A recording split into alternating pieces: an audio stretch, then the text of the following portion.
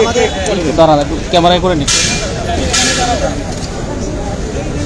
কাটো রুলস কাটো। প্রকৌশল অধিকার আন্দোলন যে অযৌক্তিক 3 দফা দাবি তৈরি করেছে, সেই অযৌক্তিক 3 দফা দাবির বিরুদ্ধে মূলত আমাদের সংগ্রাম পরিষদ গঠিত হয়েছে।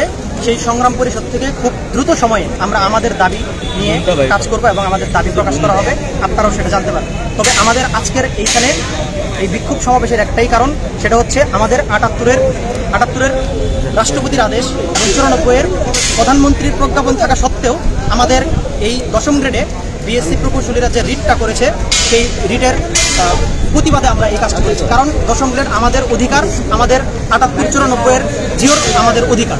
সেক্ষেত্রে এই অধিকারে আদালত কিভাবে কোন যুক্তিতে আমাদের এই পরীক্ষাটি স্থগিত করলো, সেটা আমরাও প্রশ্ন উঠাই আদালত।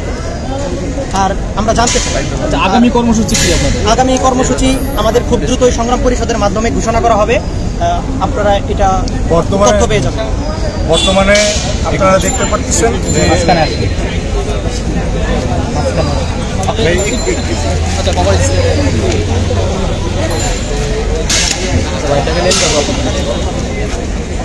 আসসালামু আলাইকুম, আমি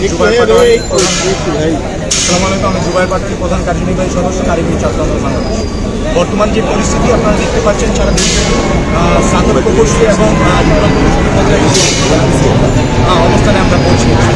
এটা আমরা কখনোই চাইনি, কিন্তু একটা গোষ্ঠী চাচ্ছে দেশের পরিবেশকে অস্থিতিশীল করতে এবং বিভিন্ন দিক থেকে ইন্ধন আসছে এবং আমাদের কাছে এমন তথ্য আছে যে পূর্বের ফ্যাসিস্ট এবং স্বৈরাচারী যারা ছিল তাদের মাধ্যমে দেশের এই শিক্ষা ব্যবস্থা এবং প্রকৌশল শিক্ষাকে একটা বাধাগ্রস্ত বিপর্যয় পরিস্থিতিতে নিয়ে আসার খুব বড় একটা ষড়যন্ত্র করা হচ্ছে। কারণ আপনারা জানেন, দেশের শুরু থেকে শেষ পর্যন্ত ডিপ্লোমা প্রকৌশলীরা কাজ করে থাকে এবং স্নাতক প্রকৌশলীরাও এর বাস্তবায়নে কাজ করে থাকে।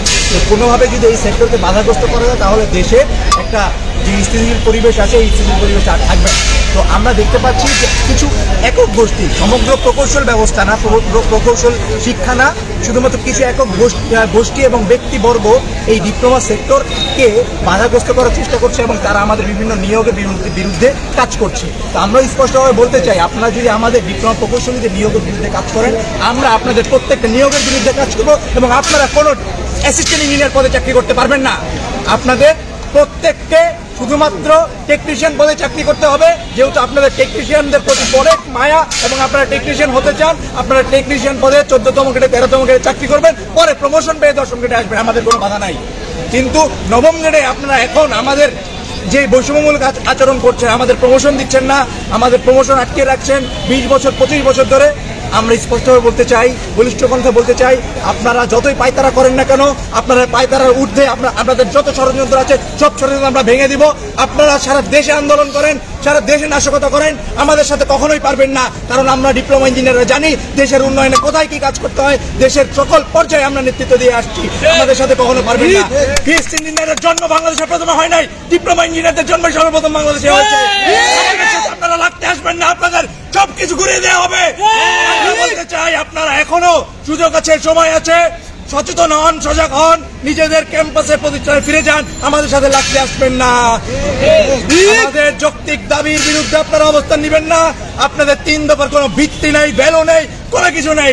এই অযৌক্তিক দাবি দিয়ে দেশকে যতবারই অস্থিতিশীল করতে যাবেন, ততবারই আমরা কারিগরি ছাত্র আন্দোলন আপনাদের সকল অযৌক্তিক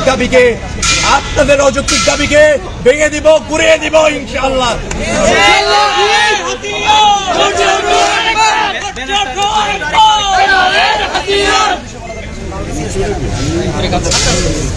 আচ্ছা, আপনার আরেকটা গুরুত্বপূর্ণ বিষয় ছিল,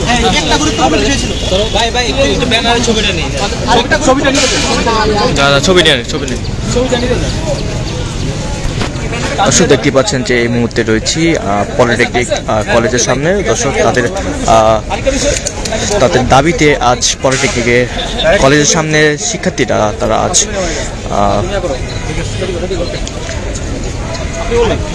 আরেকটা গুরুত্বপূর্ণ বিষয় হচ্ছে তারা ইতোমধ্যে আপনারা দেখতে পাচ্ছেন যে তারা বলতেছে তারা নাকি আমাদের উপসহকারী প্রকৌশলীদের প্রমোশনে বা অন্যান্য কারণে এদের সিন্ডিকেটের কারণে নাকি তারা জব পায়, তারা 9ম গ্রেডে জব পায় না। অথচ আমি আপনাদেরকে একটা সুনির্দিষ্ট তথ্য দিতে চাই, সেটা হচ্ছে আপনারা বিগত সালের বিসিএস যে পরীক্ষাগুলো হয় সেইখানে আপনারা পরীক্ষার রেজাল্টগুলো দেখবেন যে ওখানে পদায়ন করা যায় না, অর্থাৎ সেখানে তারা যোগ্য প্রার্থী পায় না, তাহলে এরা কি ধরনের মেধাবী যে বিসিএস পরীক্ষার মতো একটা ধাপে তারা ওইখানে যোগ্য হয়ে ঢুকতে পারে না, তাহলে তাদের পোস্ট কিভাবে আমরা হরণ করি বা খেয়ে নেই? এটা হচ্ছে আমাদের লজিক্যালি প্রশ্ন। আর একটা বিষয়, সেটা হচ্ছে সরকার তাদেরকে প্রকৌশল শিক্ষায় শিক্ষিত করে বিসিএস ক্যাডার হওয়ার জন্য না, জেনারেল ক্যাডার হওয়ার জন্য করে না, তাদেরকে টেকনিক্যাল ক্যাডার হওয়ার জন্য এই প্রকৌশল বিশ্ববিদ্যালয়গুলো করেছে। আমরা সরকারকে বলবো অর্থ অপচয় না করে যারা প্রকৌশল বিশ্ববিদ্যালয়ে পড়াশোনা করে প্রকৌশল ডিগ্রি নেয় তারা যাতে কোনোভাবে জেনারেল ক্যাডারে অ্যাপ্লাই করতে না পারে সেই পদক্ষেপ নিতে হবে সরকারকে। জেনারেল ক্যাডারে একজন প্রকৌশলী যাওয়া মানে মেধার অপচয়, সরকারের অর্থের ক্ষতি। ধন্যবাদ। দর্শক, আমরা যে মুহূর্তে শুনতে পেরেছি, দর্শক তাদের মূল দাবিতে তারা আজ পলিটেকনিক কলেজের সামনে অবস্থান নিয়েছে শিক্ষার্থীরা। দর্শক, যে যেখানে দেখছেন অবশ্যই লাইভটি শেয়ার করে অন্যদের দেখার সুযোগ করে দিন।